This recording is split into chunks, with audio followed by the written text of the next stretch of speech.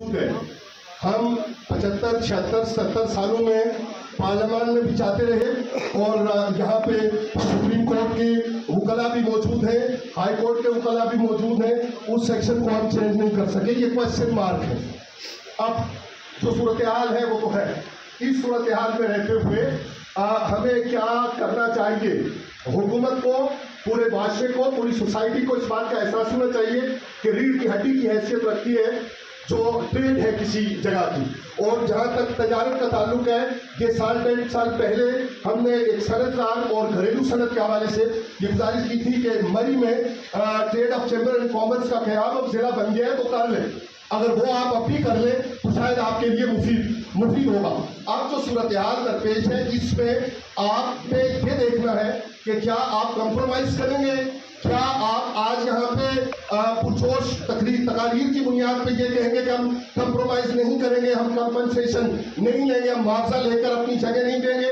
اور کیا ایسا ہوگا کہ ہماری کاروباری حص اور جو انسان کو بنیادی طور پہ لالچ ہے اس کی بنیاد پر کیا ایسا تو نہیں ہوگا کہ کچھ لوگ ایسے ہوں گے جو اونے پونے اپنی جگہوں کو منتقل کرنے کے لیے تیار ہو جائیں گے؟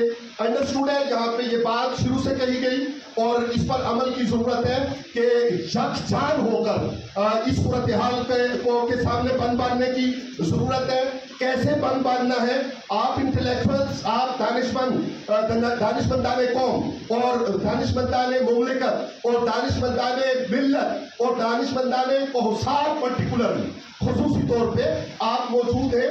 آپ ایک تھنک ٹینک کریٹ کیجئے, آپ یہ بات طے کیجئے کہ کون سا طریقہ ہے. اگر ایکٹ موجود ہے تو کیا آپ عدالت عالیہ میں جانے کی پوزیشن میں ہیں, عدالت عظمیٰ میں جانے کی پوزیشن میں ہیں؟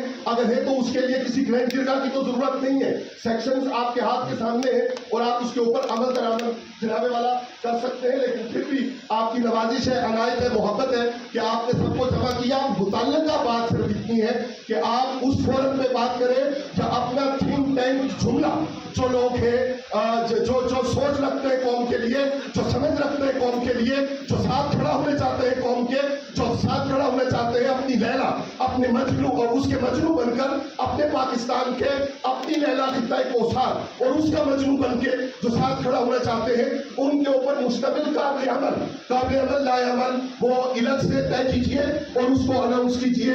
نہ جانے وہ وقت کب آئے گا کہ جب ہم نشستن, گفتن اور برخاستن کے بجائے عمل کا پیکر بنیں گے. والسلام علیکم.